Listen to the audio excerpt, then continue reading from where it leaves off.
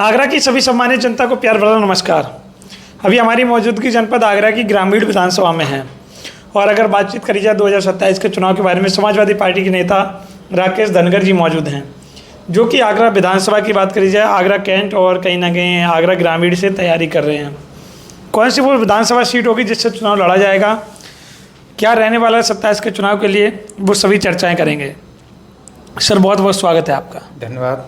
कैसे हैं सर? बढ़िया, अच्छे। चुनाव करीब है, क्या लग रहा है 27 के चुनाव में कैसा रुझान रहेगा आगरा के अंदर? आगरा के अंदर समाजवादी पार्टी की सरकार में माननीय अखिलेश यादव जी ने अपने शासन काल में बहुत से विकास कार्य कराए। उन्हीं विकास कार्यों को लेकर समाजवादी पार्टी ज़मीन पर उतरने का काम करेगी। आगरा से लेकर लखनऊ तक एक्सप्रेसवे बनवाया और आगरा के विकास के लिए उन्होंने अपनी सरकार में खजाने खोले थे और जितना विकास कार्य समाजवादी पार्टी की सरकार में आगरा में हुआ उतना यहाँ पर बीजेपी की सरकार में कभी नहीं हुआ। सर ऐसी कौन सी वो सीट रहेगी जिससे आप चुनाव लड़ेंगे, क्योंकि दोनों पर आपका नाम आ रहा है कि आप कैंट से भी लड़ सकते हैं, ग्रामीण से भी लड़ सकते हैं। हम समाजवादी पार्टी के कार्यकर्ता हैं। माननीय अखिलेश यादव जी हमारे नेता हैं, वो जहाँ से कहेंगे हम चुनाव वहीं से लड़ेंगे, क्योंकि हम ग्रामीण विधानसभा में पूरी तरह से तैयारी कर रहे हैं। पिछले 15 साल से ग्रामीण विधानसभा में लगे हुए हैं। 2017 में समाजवादी पार्टी ने हमको बी फॉर्म दिया, लेकिन लास्ट में गठबंधन होने के कारण यह सीट कांग्रेस पर चली गई थी। उसके बाद 2022 में राष्ट्रीय लोकदल से गठबंधन हुआ, फिर राष्ट्रीय लोकदल के खाते में चली गई, लेकिन हम लोग निरंतर समाजवादी पार्टी के कार्यकर्ता होने के नाते इस विधानसभा में लगे हुए हैं और पूरी तरह से समाजवादी पार्टी के साथ हैं। माननीय राष्ट्रीय अध्यक्ष जी जहाँ से कहेंगे वहाँ से हम चुनाव लड़ने को तैयार हैं। सर क्या मुद्दे लेकर जा रहे हैं, क्या चीज़ें लेकर जा रहे जनता के बीच में, क्योंकि आगरा की सभी सीटों पर भाजपा का कब्जा है, कैसे टक्कर देंगे? क्योंकि जिस प्रकार से भाजपा यहाँ से जीतती है और आप अगर टक्कर दे रहे हैं तो क्या मुद्दे लेकर जा रहे हैं? 2017 में जो समाजवादी पार्टी की सरकार थी, 2012 से 17 के बीच में माननीय अखिलेश यादव जी ने जो विकास कार्य कराए हमारे आगरा में, चाहे वो यमुना और आगरा से लखनऊ एक्सप्रेस वो हो, यमुना जी पर पुल बनाया, पीपों का बनवाया था, तो ये भी विकास कार्य हुए। आगरा से लेकर राजाखेड़ा तक डबल रोड उन्होंने बनवाया था, डिवाइडर डाल के।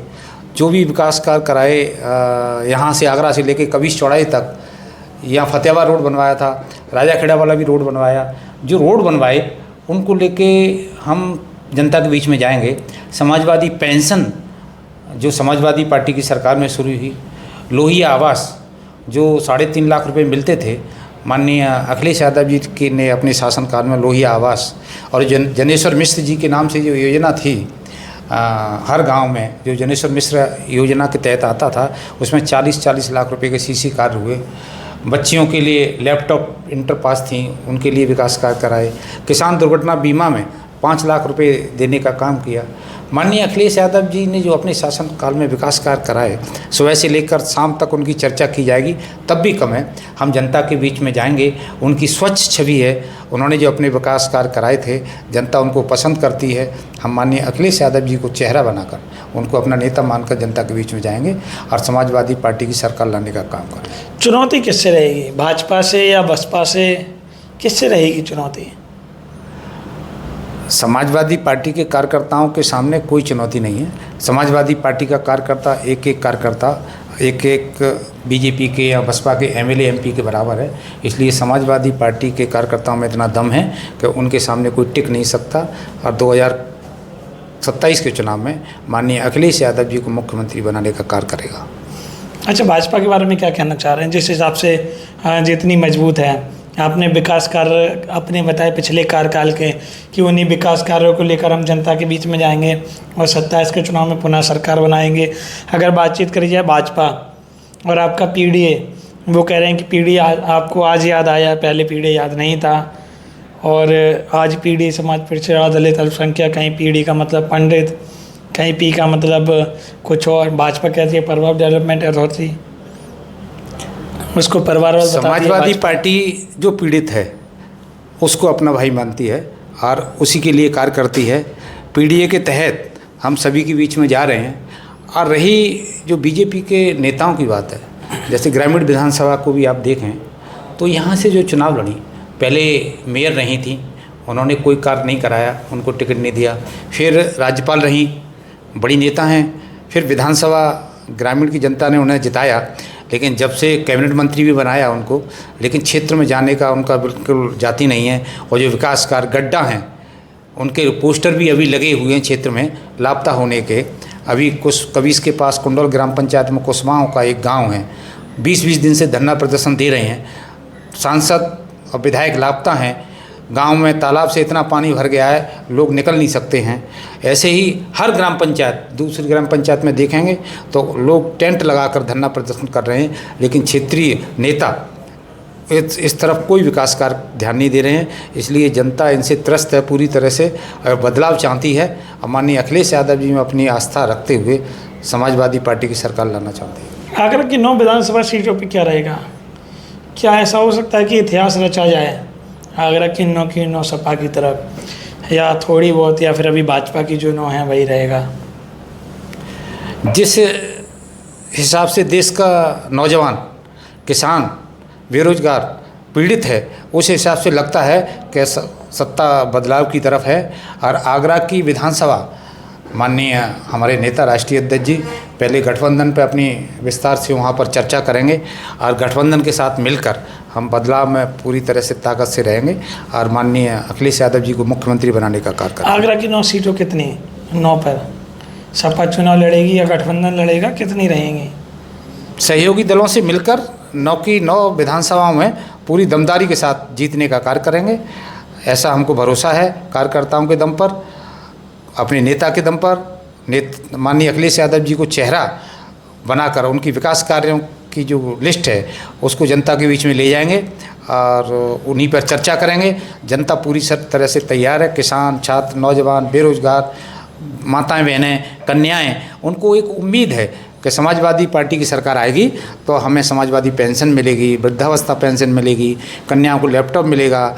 माननीय अखिलेश यादव जी 50-50 हज़ार रुपये महिलाओं को देने का कार्य करेंगे और जो गांव में विकास, बिजली के जो कनेक्शन थे उन पर किसानों की छूट देने का कार्य करेंगे। डाई, खाद, यूरिया जो किसानों को नहीं मिल रहा है वो समय पर मिलेगा, ऐसी किसानों को उम्मीद है। नौजवानों को उम्मीद है कि हमको नौकरियां मिलेंगी, क्योंकि समाजवादी पार्टी की ही सरकार से उम्मीद है कि नौकरियां मिलेंगी। बीजेपी की सरकार में तो आज तक कोई भी नौकरी ऐसी नहीं हुई जो पूरी तरह सफल रही हो। लेकिन नौकरी एग्ज़ाम होते हैं, उसके बाद पेपर आउट हो जाते हैं, उसके बाद निरस्त कर दिया जाता है। छात्र इसीलिए से परेशान हैं। देख रहे होंगे आप कि दिल्ली पर जंतर मंतर पर नौजवान हमारा महीनों तक आंदोलन करता रहा और दमनकारी बीजेपी की सरकार ने नौजवानों के ऊपर लाठियां चलाईं, गोलियां चलाईं। ऐसा देश में पहली बार हुआ है। इसलिए नौजवान बदलाव चाहता है और माननीय अखिलेश यादव जी को मुख्यमंत्री बनाने का कार्य। 403 में से कितनी आएंगी?